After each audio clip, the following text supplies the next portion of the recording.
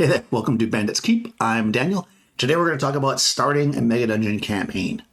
So one of the things that, well, I guess I should say, we've been building a Mega-Dungeon, if you haven't been following that. Here on the channel, there's a bunch of videos. I'll put links to them in the description.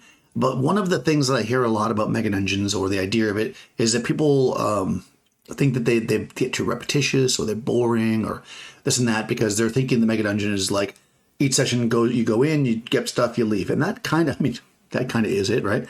So you definitely want the players that want to play that kind of thing. But in order to make a Mega-Dungeon more interesting, is you've got to kind of create it as part of your world. And what we've been doing in building this Mega-Dungeon is by building the first level, which we've done so far, and then I added a couple kind of sub-levels, if you will, that were completely unrelated. This is giving the party a lot of different things to do. So if they get bored with just doing the Mega-Dungeon, or they get stuck, or they can't get past a certain area, they have something else to do. But also there's a few conceits that we want to make. So let's think about it, again, we're not trying to be realistic because there's nothing real here, but let's think about how the Mega-Dungeon is going to function. The first conceit is that basically you are living in a world where being an adventurer is basically a living, right? You can, not that there's necessarily adventurer school per se, but that, people go out there to be adventurers, the way people used to go and be explorers when the less of the world was explored, right? And or I guess people are still explorers, right? They go to like the Antarctica and stuff. And the Mega-Dungeon is, in a sense, almost like a gold mine, right? And it's been unearthed, and people find out about it, and like a town springs up. And this town, or towns, is essentially supported by and supports those who go into the dangerous Mega-Dungeon, right? Those are the people, the normal humans, as they're called. They're the ones that, occupy the town. They're not class level adventurers because they're not the ones that want to take the risk and go into the Mega-Dungeon, but they'll sell you the rope and make a profit, right? So there's an economy about this. And again, you don't have to get super into it, but if you understand that and you kind of put that into your brain, a lot of things work better. So I don't think that a Mega-Dungeon campaign works well when you're trying to run it with the idea of there needs to be quest givers. Because I know a lot of people run with quest givers as a major part of the campaigns. You can do sandboxes that way really easily.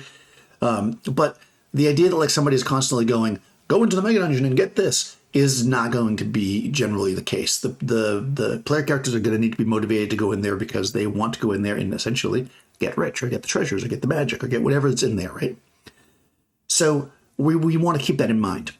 So with all that in mind, I should say, I got my notes over here. I'm going to go over a few things that I think are important. So another conceit that I should mention, especially from levels 1 through 3, which is your basic levels. I'm using BX as the standard here. BX, people have OSE. It's essentially BX combined into one big book. So levels 1 through 3 are your basic levels. Those levels, the idea or the conceit is mostly that you're going to be exploring dungeons. So going into the Mega-Dungeon or surrounding maybe smaller dungeons. The idea that like it will be fairly safe to travel between those things so that we don't have, like say in the basic part of the book, these wilderness encounters, because the idea is that the Mega-Dungeon is not that far away and that you're going to be able to get there in a few hours. It's close enough that you're probably not going to run into stuff. It's a relatively populated area, which might seem a little bit weird, but there's dragons. So however you want to take that. So when you're building your town, you want to consider it a safe haven, right? Once people are back in the town, adventure should not take place in the town. The town should not get raided. There shouldn't be, problems in the town. I mean, maybe occasional pickpocket or a barroom fight, but the town itself, aside from maybe some NPCs that you butt heads with, should be considered safe. This is for a few reasons, but one of the most obvious ones is that people are going to need to, especially playing an old school game, they need time to heal. So they're going to have to go back to town and be there. But also, like, again, realistically, like if you just took 10,000 gold pieces out of the dungeon, you're not going to be like, well, let me put that in my bag. I'm going to go back again. You're going to want to spend it. You're going to want to do things. So, there needs to be a safe place to do that. And that's what the town is. Once the characters get a little bit higher in level, they will then receive rumors and get ideas of other dungeons and stuff that are further away, and they can then travel to those areas. And that's where you get your overland wilderness travel and your bigger hex crawls. That's usually where that comes from. Again, you can hex crawl at first level if that's what you like to do, but this is we're going by kind of how the game was originally presented, we'll say. So, all that said, I don't know if those were loud. That's blew the microphone. Sorry. Let's talk about this. Safe Haven Town. So in your town, you are going to, in order to get the characters to the dungeon, you are going to need to have rumors. And that's where I'm going to need you guys. Anybody who's been watching this Mega-Dugeon series who wants to go watch it now, or if you haven't watched and you have something generic, put a rumor in the comments, right? I want to create a rumor table for this Mega-Dugeon. So let's get some rumors. You know what's in the Mega-Dugeon, some of you. And you can put rumors about those items. You can make it kind of a little bit off or exactly on. Whatever rumor you want, you can put next to it when you write it in the comment, write the rumor that you want, and then write true or false after it. So let's get those in the comments. Get some rumors. We want a rumor table because, again, I don't think that the quest giver works as well as the rumor does here. You want the player characters to be in a tavern, buying drinks for people, meeting people, and then somebody mentions, oh, Bob the dwarf just came from that dungeon over there, and while he lost 2 of his companions, he came back with a sack of silver. And now all of a sudden it's like, ooh, sack of silver, right? And this then becomes...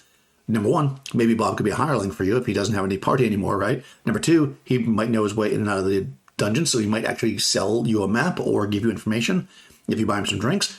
Or number 3, you might want to get back there before Bob gets another group of adventurers to go down there and take that gold, right? Because it's a race. Everybody wants that stuff. It's a gold rush. So rumors. Rumors are key, right? Speaking of 10,000 gold pieces, what the heck does a small town on the border do with all this treasure? In order to have a proper, in my mind, safe haven, again, that has some kind of idea that it might feel real and also that it keep feeding the rumor mill, is you need to have merchants and traders as well as possibly caravans moving through the area so that you can have this trader come in who's been to 3 other villages and he's spreading rumors about what's happening over there, which might be seeds for later. He might know some lore of this area, and he might take from you those gold chalices that you found, in exchange for some iron rations and, a coil of rope or whatever it is, right? You need to liquidate the stuff you're bringing out of the dungeon.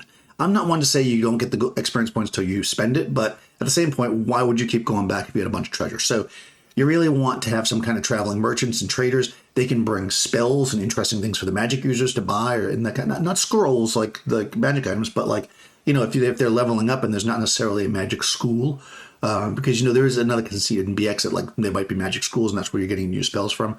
You can, have, again, traveling sages that teach spells, and they can spend money to do that. Although, technically, according to the rules, you're supposed to just automatically get a spell, but you can do that if it works well to have you spend some gold. I mean, as long as you're not penalizing the player and stopping them from getting the spell, that can be a good way for them to spend their money. So, caravans... other merchants coming through town, bringing exotic goods, bringing interesting things, bringing rumors of other places. This is great, right? Also in town, you're going to want to have your hirelings / henchmen, right? There's going to be those people that, like Bob, who lost his party and now wants to join your party. And now you have a chance of having a dwarf in your party that can help you, that maybe has some information. You could also get, other hireling types like torchbearers and stuff like that from some of the local farmers or wherever they are, that want to make some extra coin or risk it. Maybe they're young and they don't have their own farm yet, so they're trying to get a little gold. So they're going to, work for a gold piece a day to go into the dungeon holding your torch, and then very likely run when they see a monster. But that's a whole other thing, right? So you want these henchmen hirelings. They're going to be in this town. As far as like sages and stuff, like I mentioned, somebody coming through selling spells. When you get to things like where research has to happen, in most of, depending on how established you want this Mega-Dugeon to feel, you may or may not want sages per se. You might have like a wise man or woman in town that might know some stuff, but you might also be like, oh, we found this, object that we don't know what it is and we need research done on it. And you might give it to a trusted trader who's going to take it to some big town, with a sack of gold, have it, analyzed and figured out, and then they'll come back. And now you've got something to expect where this trader's going to come back, right? Assuming you trust them. Or you could get on the caravan yourself and travel to the town. It could be a way to spend time outside the Mega-Dugeon, right? Do you take on as caravan guards because you want to get to that town so you can get your sword analyzed? So another thing you might want to consider is some kind of, depending on how magic is in your world, you might want to consider to have some kind of a temple there where things like removal of diseases and curses, as well as possibly even healing, can be bought.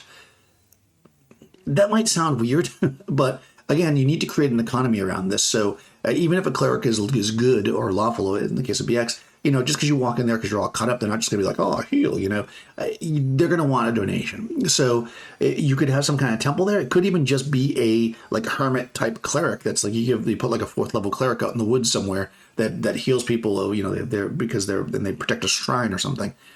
Have something nearby so that stuff's available, because again, for low level parties, if they get a disease or whatever from some of the, let's say a rat, they will not have a way to have it cured. But it's not likely there's going to be a whole lot of people doing this. So really think about, okay, who is going to provide healing in these services, if at all, in this area, whether it's in that Haven town or if it's in a town 3 days away.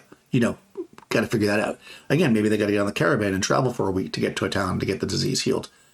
You'll have to play that out in your campaign, but I think that these things are important, and things that, again, you don't even have to have a full answer to all this. It could just be a note jotted down, but you want to have an idea about that, because these are things that will come up. Now, a couple other really basic things. There's always a tavern, right? Depending on how you want to run your town, there's always going to be a tavern and some kind of an inn. You might want to, though, also consider, it's been my experience with players that once they've gone in a dungeon a couple times, they generally want to rent a space. So you might want to have some kind of either buildings or apartment type things for rent that characters can have their own space they feel safe in, or have some kind of local craftsman that can build them something on a plot of land. So again, it's not a stronghold, it's not anything like that, but the idea that they can have their own shack on the edge of town where they don't have to worry about being in the inn where somebody could come into their room at any time. That can be really interesting, as well as things like, and again, going back to the traders moving in and out, things like livestock, do they have horses and mules and sheep or whatever else you might want to use for your dungeon expedition? You might want those things to bring down to the dungeon with you, like a mule, for instance. Are those things local? And that's all, information. So again, this could be sources for other work. What I recommend is when you're doing a mega dungeon, again, let the players guide you as to what they want to do.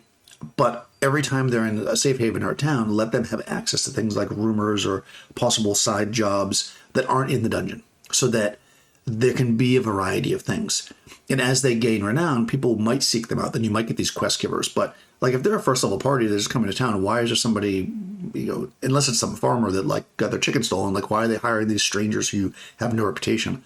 But once you've come in town several times, having claimed magic from the deep dungeons and come back alive, and traded your gold chalices with the traders to buy fancy horses or whatever, now people start to trust you. Then you might get some renown, and people might come to ask your help, to hire you, or possibly to rob you.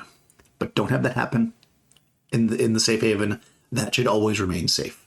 So what do you guys think? Do you do this kind of stuff? Have you run a mega dungeon? Do you do that?